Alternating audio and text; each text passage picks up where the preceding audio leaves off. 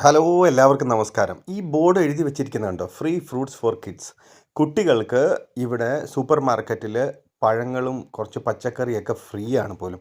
അതിൽ ആപ്പിളുണ്ട്, പഴം, വാഴപ്പഴമുണ്ട്, അതുപോലെ മുന്തിരിയും ക്യാരറ്റും, അതുപോലെ കുറച്ച് ഐറ്റംസ് കുറച്ചധികം ബോക്സുകളിലായിട്ട് വെച്ചിട്ടുണ്ട്.